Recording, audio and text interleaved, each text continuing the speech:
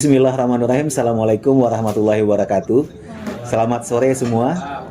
Selamat datang di acara Hijrah Finansial, pelatihan investasi syariah untuk pemula. Nah, dalam kesempatan kali ini kita akan belajar tentang apa itu investasi syariah dan mengapa ada investasi syariah, beserta apa saja sih instrumen-instrumen dari investasi syariah. Kemudian kita juga akan ada sedikit latihan nanti untuk mengakses sebenarnya buat teman-teman sekalian ini tipe investasi mana sih yang paling tepat dan paling cocok, seperti itu. Mungkin next slide-nya. Nah, sebagai ice breaking, saya ingin teman-teman semua membuat satu list, mau panjang pendek silahkan. Jika teman-teman punya 10 miliar rupiah saat ini, nah itu uang mau diapain aja? Coba ditulis deh, 1 untuk apa, 2 untuk apa, 3 untuk apa, dan seterusnya. Tapi nanti di total, ya. Kira-kira di total 100%, nah masing-masing pilihan tadi itu uangnya apa? Untuk misalkan mau beli rumah sekian persen, investasi di beli emas misalkan, kan harga emas lagi naik sekarang, itu sekian persen, ya. Lalu kalau untuk beli mobil atau buat senang-senang berapa persen? Nah, saya kasih waktu 2 menit, bisa? Oke ya. Nah, dicoba dulu. Nanti silahkan dipresentasikan.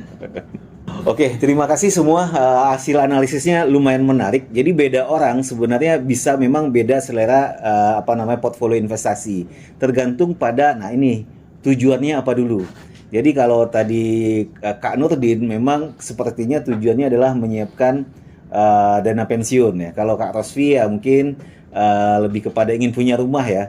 Kalau Kak Toha ya mungkin perspektifnya karena memang sudah berkeluarga itu kayaknya tahu kebutuhan sehari-hari itu butuh banyak uang gitu. Tapi itu kan kasusnya kalau kita punya 10 miliar ya. Tapi kalau kita ganti punyanya cuma 1 miliar 100 juta gitu. Saya yakin tuh hasil alokasinya akan berbeda. Tetapi apapun itu sebenarnya kembali nanti di tahap akhir memang cara berinvestasi yang benar itu memang pertama kali kita harus tahu ini tujuannya untuk apa. Dengan tahunya tujuan untuk apa, kebutuhannya seberapa besar, barulah kemudian kita bisa mengalokasikan mau investasi kemana ya, dan perlu berapa lama untuk mencapai tujuan investasi itu tadi. Tetapi karena topik kita lebih kepada mengenal investasi syariah, pada pertemuan kali ini kita akan lebih fokus mengenal berbagai instrumen investasi dan lalu bercerita tentang padanan syariahnya kurang lebih seperti apa. Mungkin slide berikutnya. Jadi sebenarnya teman-teman sekalian, ada beberapa jenis instrumen investasi. Yang mungkin kita paling familiar adalah menempatkan uang dalam bentuk simpanan di bank, yaitu dalam bentuk deposito dan tabungan. Nah, saya yakin di sini semua tahu kan apa itu deposito tabungan. Tapi yakin nggak sih, tahu nggak mungkin Azman beda deposito dan tabungan apa? Belum. Nah, sebenarnya begini. Di produk perbankan ada namanya giro, tabungan, deposito. Nah, kalau kita taruh uang kita di deposito di perbankan, selain dapat bunga atau bagi hasilnya, deposito kita tadi ya sama juga dengan tabungan dan giro itu dijamin oleh LPS sampai dengan 2 miliar per nasabah per bank. Jadi kalau teman-teman risk appetite-nya istilahnya atau selera risikonya itu tidak mau yang yang memiliki risiko tinggi, maka tempatkanlah uangnya pada deposito di perbankan. Seperti itu. Itu kalau tabungan dan deposito ya. Nah, kalau mau sedikit lebih canggih lagi, teman-teman bisa menaruh dananya di saham. Ada yang tahu apa itu saham? Kepemilikan pada suatu perusahaan. Nah, umumnya tentu adalah perusahaan yang sudah melantai di Bursa Efek. Kalau di Indonesia adalah di Bursa Efek Indonesia. Ada seperti perusahaan seperti Adaro, Telkom ya.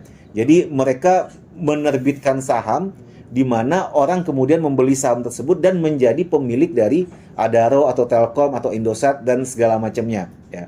Nah, saham ini pada akhir tahun kalau misalkan perusahaannya bagus ya, dia akan memberikan dividen alias bagi hasil kepada kita. Jadi kalau kita ingin berinvestasi mendapatkan keuntungan dengan memiliki saham, kita bisa mendapatkan dividen pada akhir tahun, biasanya seperti itu ya.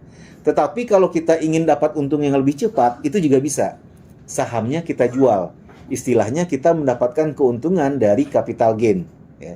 Jadi ketika kita berinvestasi saham ada dua nih peluang keuntungannya, dari dividen dan dari capital gain ketika kita jual beli. Nah, itu saham. Nah, masalahnya begini, tidak semua orang paham perusahaan mana yang bagus. Ya. Ya, jadi takutnya kita beli sahamnya ternyata perusahaannya merugi, nggak dapat dividen. Atau mungkin perusahaannya nggak merugi, tapi harga sahamnya anjlok, turun. Kayak akhir-akhir ini kan IHSG lagi, indeks harga saham gabungan kan sedang turun kan. Nah, kalau kita misalnya tidak punya ilmu yang banyak tentang saham, ya, ada baiknya kita beli produk berikutnya, turunan dari saham namanya reksadana. Ya. Atau mutual fund dalam bahasa Inggrisnya, atau unit trust itu istilahnya lagi. Nah, reksadana ini adalah kumpulan dari berbagai investasi, apakah itu saham, ya. Kalau dia adalah kumpulan dari beberapa saham dijadikan satu, namanya reksadana saham gitu. Tapi kalau misalkan dia reksadana dari kumpulan surat-surat utang yang memiliki return tetap, itu reksadana pendapatan tetap istilahnya. Ada juga bermacam-macam reksadana lain yang mungkin nanti kita bisa bahas satu persatu lebih detail. Tapi intinya, dengan menempatkan investasi kita di reksadana, kita memiliki potensi keuntungan lebih tinggi daripada deposito, tetapi risikonya lebih rendah daripada beli saham saja. Kenapa? Karena di reksadana, uang kita itu diinvestasikan ke berbagai instrumen. Istilahnya terdiversifikasi, ya. Jadi kita tidak meletakkan telur-telur yang kita miliki dalam satu keranjang, istilahnya seperti itu. Jadi kalau ada satu keranjang yang jatuh, pecah, masih ada keranjang yang lain. Itulah tujuan dari reksadana, ya. Kumpulan dari investasi beberapa instrumen yang di-pool dalam satu instrumen tertentu, ya.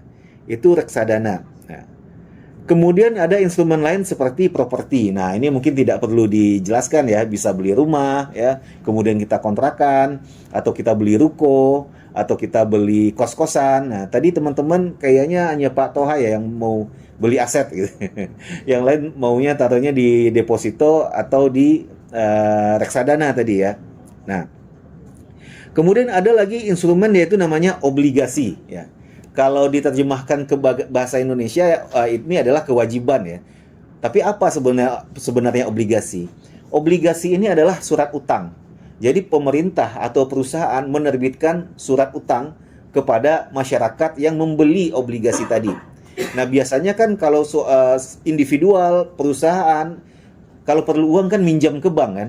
Jadi yang meminjam adalah bank sebenarnya, orang-orang tadi sebenarnya, dengan membayar bunga atau bagi hasil kepada bank. Tapi ini kasusnya beda nih.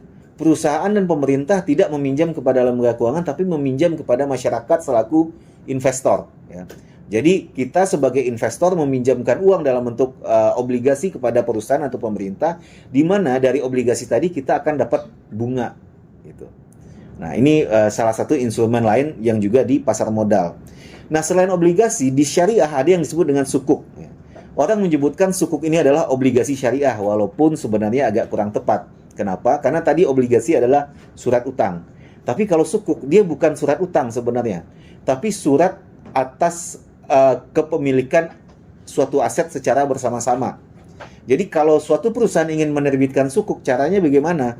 Biasanya, ini untuk sukuk al-ijarah istilahnya, mereka akan biasanya mereka memiliki suatu aset terlebih dahulu.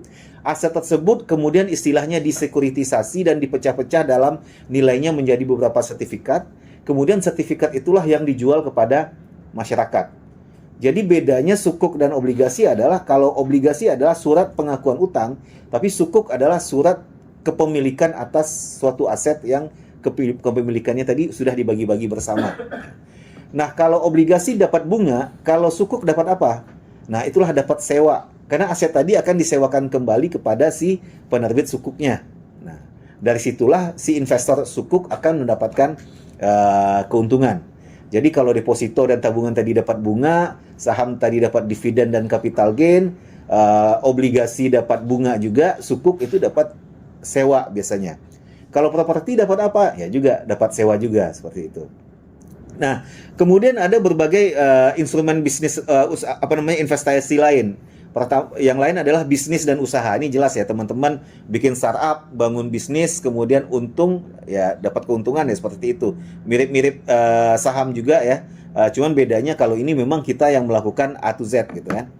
Nah, lalu bisa jadi juga investasi di emas dan logam mulia. Nah, ini mungkin juga tidak perlu dijelaskan karena memang sudah dilakukan turun-menurun. Kita bisa beli emas atau beli logam mulia lain dan segala macamnya. Atau kalau yang mau lebih canggih lagi, ada aset digital seperti cryptocurrency ya.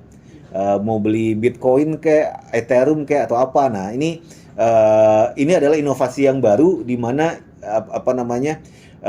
suatu instrumen yang kemudian dianggap memiliki nilai secara bersama-sama, instrumen digital ya, untuk mendapatkannya harus melalui mekanisme teknologi tertentu yang kemudian diakui secara value oleh suatu komunitas ya, yang mana mereka ketika sebenarnya suatu aset itu berharga ketika ada orang yang mengakui dia bernilai. Ini sebenarnya isunya agak panjang nih, tapi mungkin kita sekilas dulu saja tentang cryptocurrency ini.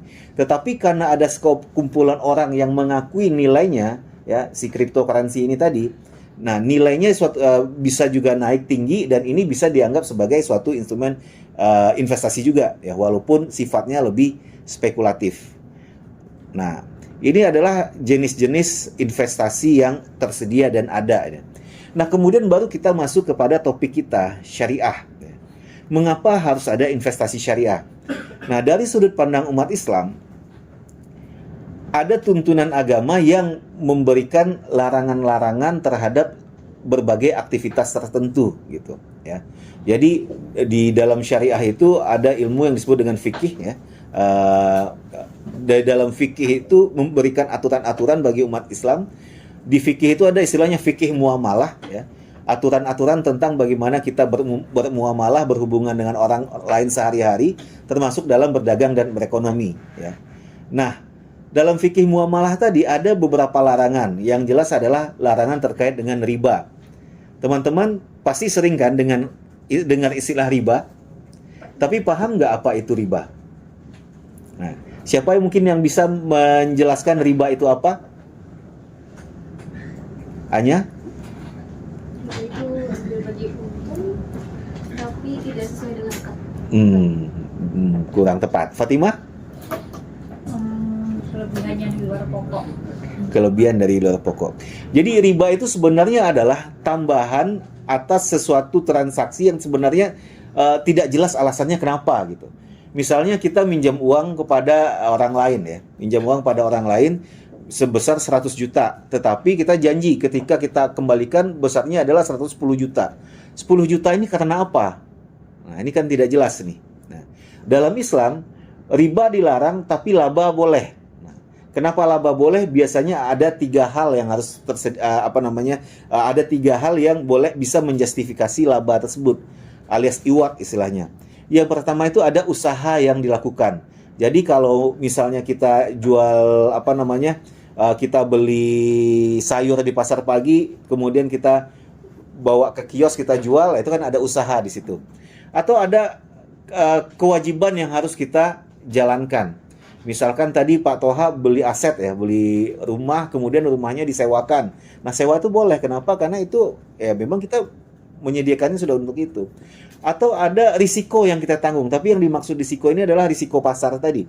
Kayak tadi kita beli kita beli sayur di pasar, kemudian kita jual, kan nggak ada kepastian sayur itu nanti akan ada yang beli, betul? Nah, ketika nggak ada yang beli, dia menjadi layu. Nah, layu itulah kemudian risiko atas membusuknya barang gitu kan. Nah, itu boleh dikompensasi dengan laba. Silakan Pak Toha. Kalau risiko atas penurunan nilai uang gimana? Risiko atas 100 juta, 10 tahun ke depan nilainya akan turun gitu. Nah, itu kan konsepnya adalah time value of money ya. Nah, itu tidak bisa seperti itu. Kenapa? Karena uang sendiri itu bukanlah komoditas dalam Islam. Nah, ini beda nih. Ya, uang bukan komoditas dan time value of money itu tidak berlaku seperti itu dalam Islam. Jadi kalau barang itu boleh gitu. Nah, ini topik Pak Toha memang udah agak lebih advance sebenarnya. Tapi kalau uang tidak bisa seperti itu ya. Walaupun yang banyak orang bertanya itu adalah, minjamin uang juga ada risiko. Kalau dia gagal bayar gimana? Nah, itu risiko kredit. Tapi risiko kredit ini bukan sebagai risiko yang tadi masuk dalam kategori iwat itu tadi. Seperti itu. Nah, itu tadi tentang riba ya. Nah, mungkin teman-teman sudah begitu familiar terkait riba ini ya.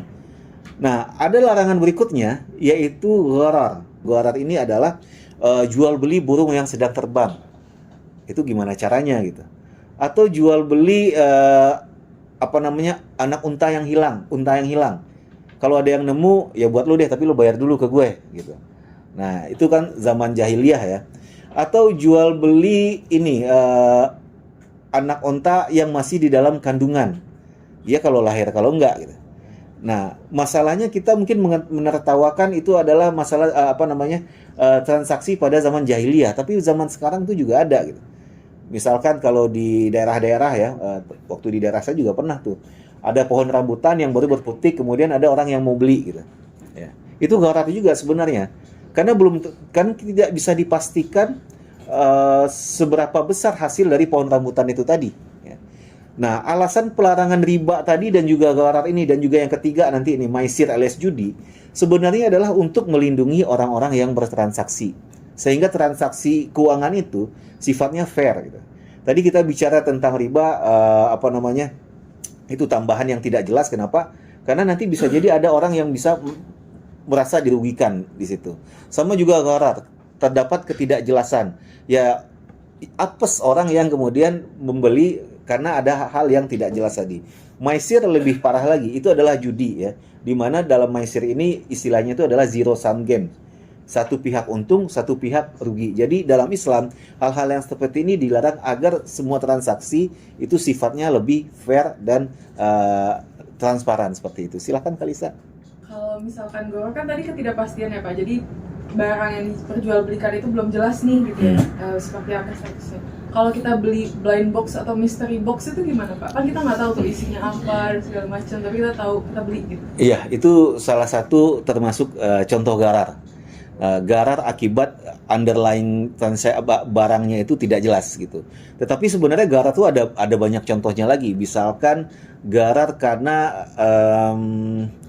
waktu penghantarannya itu tidak jelas, bisa iya bisa tidak misalkan. Sehingga transaksinya mungkin bisa jadi batal. Misalkan kalau di pasar modal ada produk yang namanya option, pilihan.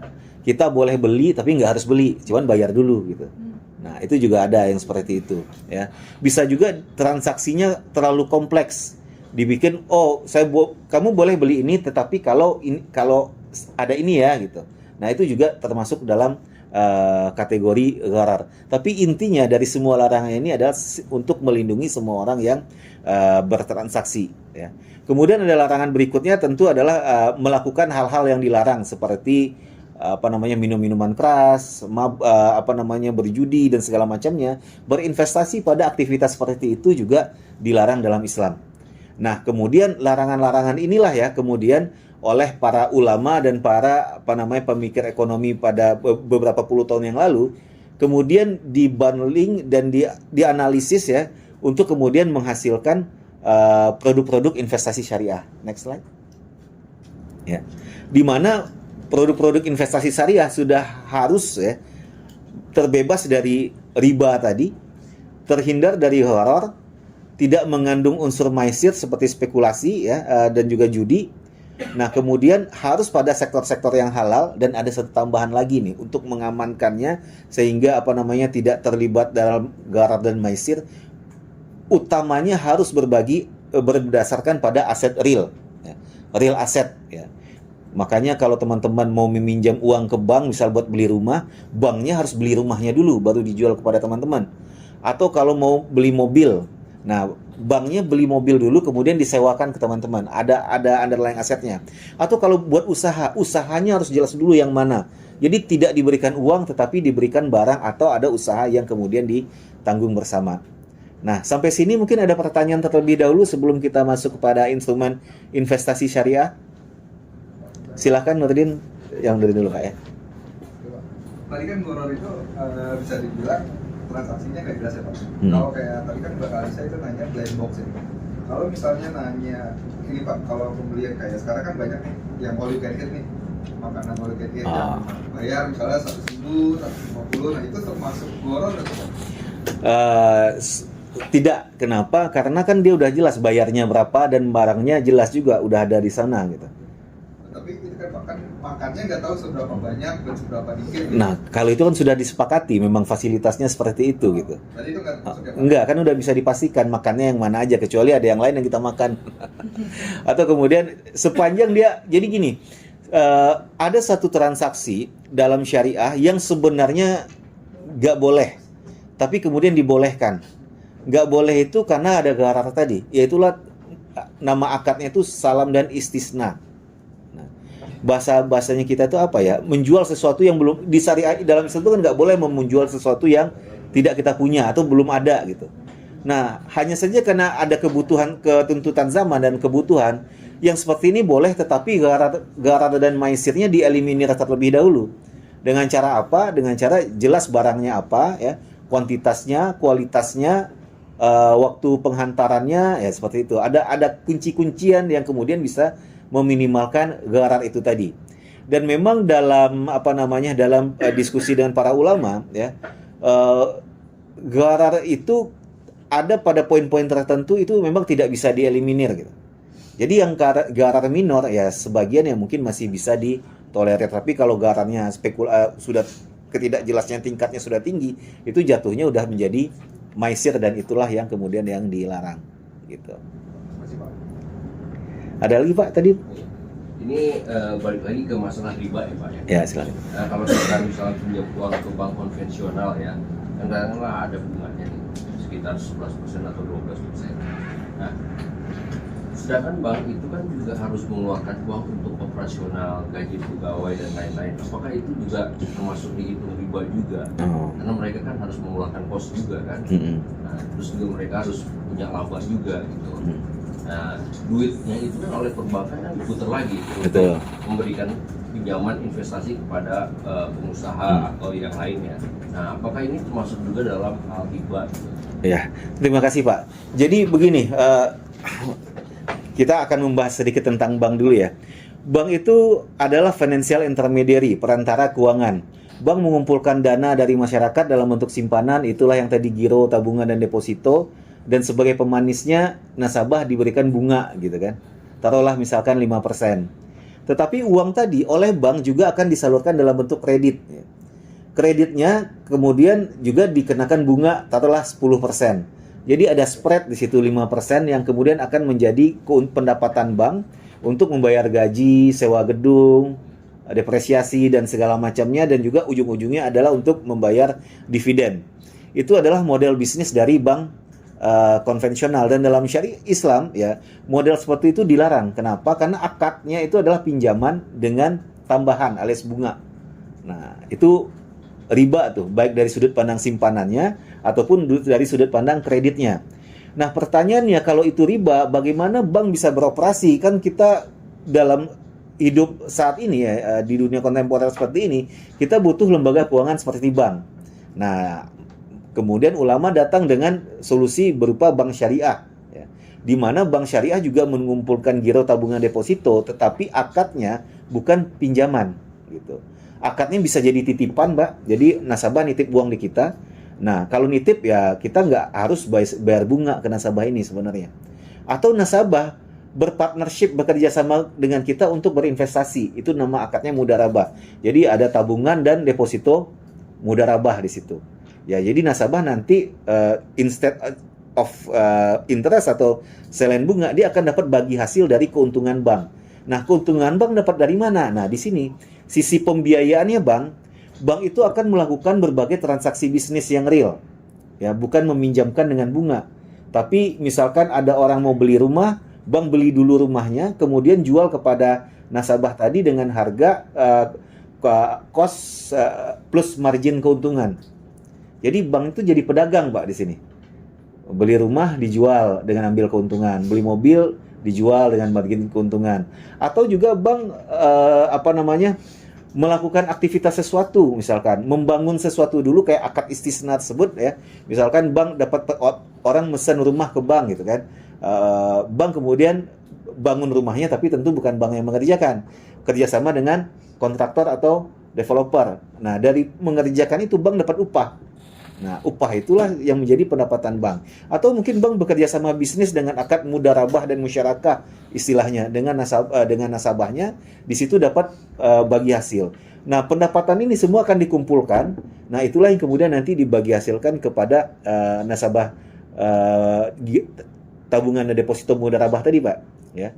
Mungkin misalkan 70-30 nisbahnya misalnya, 70 buat nasabah, 30 buat bank.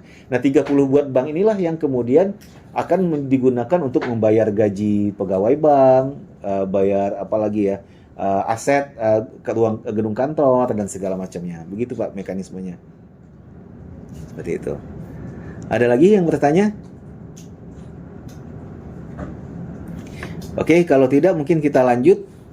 Nah, dengan berbagai tadi saya sudah menyebutkan berbagai akad dalam syariah ya. Jadi ini mungkin agak kelewat nih di slide-nya, saya lupa mencantumkan. Mohon maaf ya.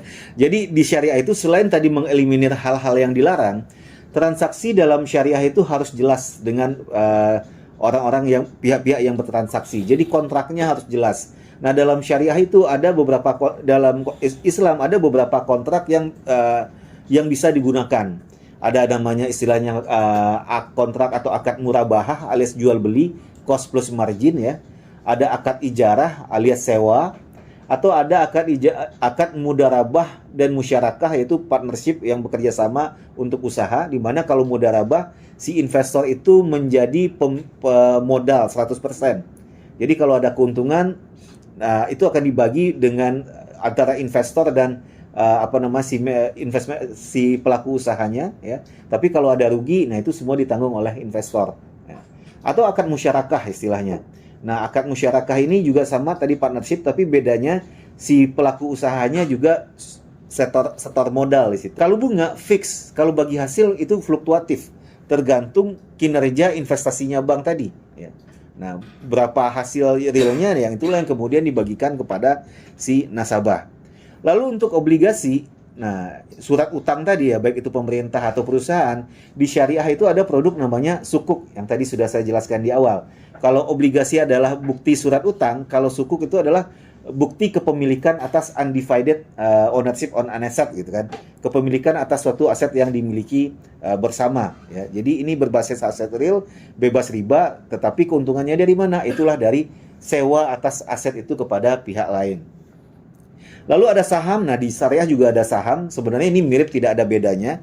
Yang menjadi perbedaan itu adalah pada saham syariah, usaha yang dibiayai pun harus syariah compliance. Nah, itu kata kuncinya. Memang ada kriteria-kriteria lain, tapi mungkin pada kesempatan lain baru akan kita bahas lebih lanjut. Sama di reksadana ya, reksadana konvensional juga ada reksadana syariah, sama kayak saham.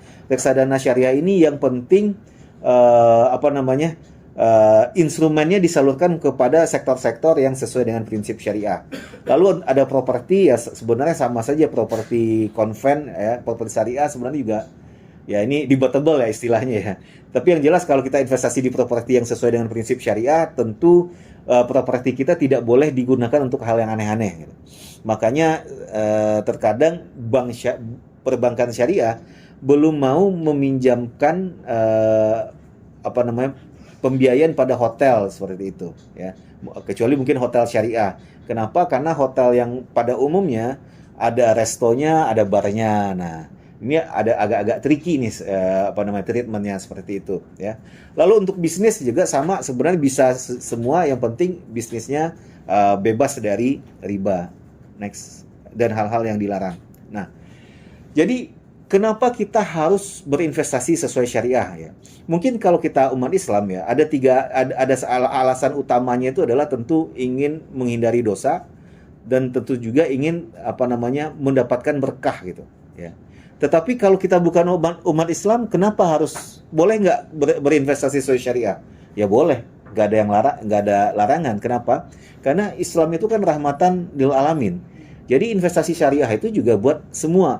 Lalu apa untungnya mereka bertransaksi sesuai syariah, berinvestasi sesuai syariah? Itu tadi, karena syariah itu lebih transparan dan ada asetnya. Jadi itu lebih tenang ya. Bapak Ibu kalau orang minjem ke Bapak Ibu ngasih agunan kan lebih tenang kan? Ya kurang lebih sama seperti itu. Dan manajemen risikonya itu juga bisa lebih baik. Kenapa? Karena ada risk sharing dan risk transfer dari aktivitas seperti mudharabah dan musyarakah tadi, ya. Kita semua berbagi risiko di situ. Jadi kalau berbagi risiko ini dilakukan dengan benar, ya, nah seharusnya semua orang yang bertransaksi akan lebih berhati-hati. Tetapi ada alasan utama yang memang sebenarnya tidak langsung kalau tadi kita membahas tentang syariah, kan tadi ada larangan yang harus kita penuhi, ya. Tetapi dalam syariah itu kan, hukum syariah itu bukan hanya halal dan haram saja. Ada wajib, ada sunnah, ada mubah, makruh, dan haram, kan. Nah, berinvestasi syariah, kalau kita hanya fokus pada halal haram saja, ya memang mungkin berkahnya dapat, keyakinan akan halalnya dapat. Tetapi kalau kita mau berinvestasi syariah yang real, kita juga fokus pada wajib dan sunnah. Nah, investasi syariah kita ini akan menghasilkan dampak yang lebih besar pada masyarakat. Misalkan kita di sini membangun affordable housing. Jadi intinya apa? Dengan berinvestasi kepada investasi syariah yang mendukung pembangunan rumah murah untuk generasi muda, artinya apa? Selain kita mendapatkan keuntungan, investasi kita ini juga berdampak pada orang lain. Dalam hal ini pada anak-anak muda yang ingin punya rumah. Atau mungkin kita berinvestasi pada green sukuk misalkan, ya, surat sukuk negara yang digunakan untuk reboisasi, dananya untuk reboisasi. Nah, kita dapat keuntungan, tetapi juga ada dampak lain yang ikut kita ciptakan dari berinvestasi di green sukuk tadi. Nah, inilah kelebihan-kelebihan investasi syariah pada dasarnya. Nah, slide berikutnya. Nah, sekarang bagaimana cara berinvestasi sesuai syariah? Nah, ini kembali kepada diskusi kita di awal, ya. Pertama, kita harus tentukan dulu tujuan keuangan kita apa, ya. Apakah kita ingin punya dana darurat, tabungan haji, ya, atau dana pendidikan buat diri sendiri atau buat anak nantinya, atau mungkin yang seperti Nurdin bilang yang sudah futuristis tadi itu, mau pensiun gitu kan, di usia muda dia udah mikirin pensiun kan, Masya Allah, itu luar biasa. Jadi tentukan dulu tujuan keuangan kita apa, karena kalau kita nggak tahu tujuan keuangannya, nah bisa jadi nanti investasi yang kita lakukan itu tidak terencana, nilainya menjadi tidak optimal, ada keuntungan tetapi belum tentu bisa mencapai apa yang kita harapkan. Oke. Lalu pilihlah instrumen investasi yang sesuai dengan karakteristik kita. Kita ingin beli rumah tadi contohnya, ya. Tadi Roswi kalau nggak salah ingin beli rumah, ya. Harga rumah berapa gitu. Tapi kalau naruhnya hanya di deposito terus-menerus, ya mungkin tunggu 10 tahun baru bisa. Sedangkan pengennya 3 tahun lagi barangkali seperti itu. Nah, jadi kita harus tentukan dulu, udah ada tujuannya, instrumen mana yang paling cocok buat kita. Nah, ini yang kemudian kita harus tes terlebih dahulu. Nah, nanti setelah ini kita ada asesmennya, teman-teman bisa ngelihat, ya. Nanti ada sebenarnya pada umumnya ada 3 karakteristik investor. Ada yang konservatif, ada yang moderat, ada yang agresif. Istilah lainnya ada risk averse, ya, yang menghindari risiko. Ada risk seeker yang memang suka mencari risiko, atau agresif, ya ada yang moderat yang di tengah-tengah tadi, ya. Secara umum yang konservatif memang menempatkan uangnya pada deposito saja, atau kalau mau agak sedikit berani taruhlah di sukuk gitu. Atau kalau agak berani spekulatif sedikit, ya, itu di emas sebenarnya. Silahkan jika ada pertanyaan apakah itu terkait syariahnya seperti apa, atau mungkin ingin mendalami masing-masing instrumen investasi yang tadi sudah kita bahas sedikit, seperti itu. Silahkan Kalisa. Tanya Pak, kan kalau misalkan investasi tuh nggak mungkin free risk juga, ya. Kalau misalkan deposito tuh apa sih risiko terbesar yang bisa terjadi? Oke. Jadi untuk deposito risiko terbesar yang bisa terjadi adalah ketika banknya tutup alias dilikuidasi. Nah, tapi jangan khawatir, ada lembaga penjamin simpanan atau LPS yang akan menjamin simpanan kita, ya, baik itu giro tabungan deposito sampai dengan 2 miliar rupiah per nasabah per bank. Jadi kalau duit kita masih di bawah 2 miliar di bank itu insya Allah aman gitu. Paling hanya nunggu berapa hari aja, kalau nggak salah saya maksimum 90 hari itu udah harus dibayar oleh LPS seperti itu. Nah, kalau sebenarnya ada istilah risk free investment. Ada istilah risk free investment. Apa itu risk free investment? Itu adalah investasi pada surat utang negara, SUN, atau sukuk negara. Jadi yang diterbitkan oleh pemerintah, karena secara teori ya, pemerintah itu tidak pernah bangkrut. Walaupun secara praktek ada. Kayak Yunani, Iceland waktu itu. Nah, cuman kan selama negaranya masih eksis ya, utang tadi pasti akan dibayar. Sumbernya dari mana? Yaitu untuk urusan pemerintahnya, apakah minjam ke IMF kah atau seperti apa. Nah, ada sebenarnya yang disebut dengan registry instrument, yaitu surat utang negara atau sukuk negara begitu. Beberapa waktu lalu kan pernah juga viral ya investasi ponzi ini. Itu seperti apa sih investasi ponzi, kemudian gimana cara kita mengetahui bahwa itu investasi itu skemanya seperti itu? Ponzi apa? Ya, investasi ponzi itu investasi yang seperti pohon kan. Jadi agak susah saya menerangkan dengan kata-kata ya. Jadi satu orang merekrut tiga orang kemudian merekrut masing-masing minimum 3 orangnya lagi, dan begitu seterusnya. Tapi pada akhirnya pada akhirnya kenapa ada orang yang mau merekrut tadi atau menawarkan tadi pada yang lain-lainnya? Kenapa? Karena orang-orang tadi dia akan mendapatkan bunga yang tinggi di awal. Tapi sebenarnya bunga itu bukan hasil keuntungan investasi, tapi uang mereka sendiri yang digunakan untuk dianggap sebagai keuntungan mereka. Begitu terus selanjutnya. Sampai pada tahap tertentu ya, terutama bagi generasi-generasi awal mungkin mereka masih dapat keuntungan tuh. Tapi kalau udah jauh ke bawah, itu uang yang dibayar pun itu tidak akan pernah cukup untuk menutupi bunga yang tinggi yang dijanjikan kepada para nasabah tadi. Pada poin itulah kemudian si orang yang menerbitkan skema Ponzi kabur dan lari begitu. Kalau zaman dulu tuh biasanya pada koperasi banyak yang menjalankan skema Ponzi itu. Ya kan memang di awalnya mereka nggak terbuka ya bahwa dia skemanya itu.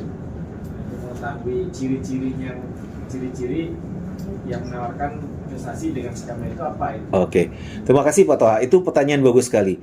Untuk mengetahui suatu investasi itu Ponzi atau tidak, bahkan mungkin bukan hanya Ponzi atau tidak sih, aman atau tidak, lihat bagi hasil atau keuntungan yang dijanjikan.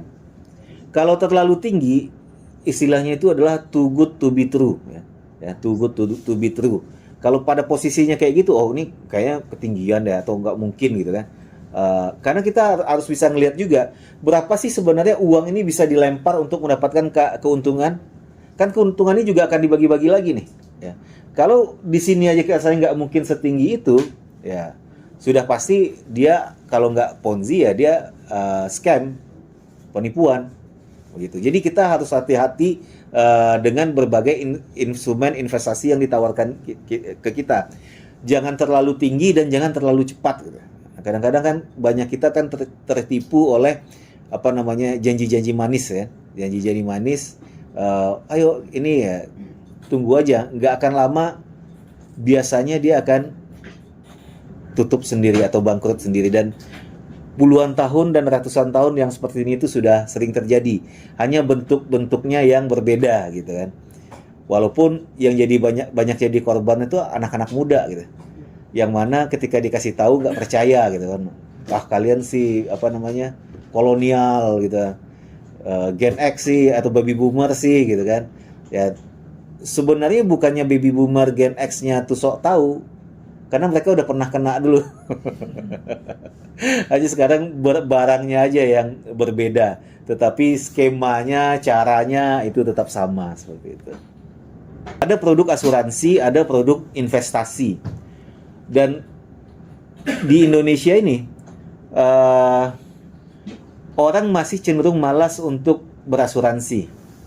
Akhirnya apa? Mereka gabungkan asuransi dan investasi. Investasi ini jadi pemanis ya.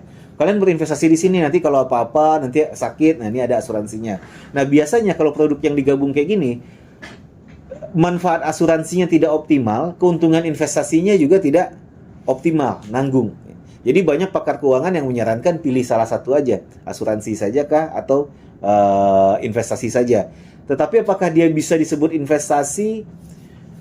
To some extent mungkin bisa. Cuman yang dilakukan sekarang oleh perusahaan asuransi ini, keluarga saya juga pernah kena nih. Yang mereka jual itu adalah investasinya. Ini investasi. Ternyata pada akhirnya yang dikasih adalah polis asuransi. Ini kan penipuan ya.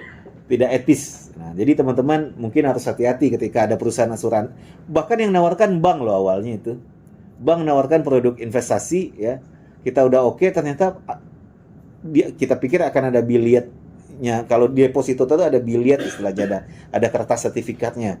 Kita tunggu-tunggu itu nggak pernah datang, tapi kemudian ternyata yang datang adalah polis asuransi. Begitu. Gimana? Ada pertanyaan lanjutan? Oke. Ada mau MC kita. Baik. Terima kasih banyak kepada Pak Ronald yang telah memberikan ilmu yang sangat banyak dan bisa insya Allah di sore hari ini. Ini juga, alhamdulillah ini juga insya Allah waktu mustajab nih, dimana doa-doa kita insya Allah akan dapat dikabulkan oleh Allah. Jadi mari kita sama-sama berdoa untuk semoga ilmu yang kita dapatkan hari ini bisa berkah dan bisa membawa kita kepada kehalalan rezeki dan juga rezeki yang melimpah gitu ya. Amin. Oke, kalau begitu kita cukupkan sesi hari ini. Terima kasih banyak sekali lagi kepada peserta yang sudah hadir meramaikan. Dan wassalamualaikum warahmatullahi wabarakatuh. Waalaikumsalam warahmatullahi wabarakatuh.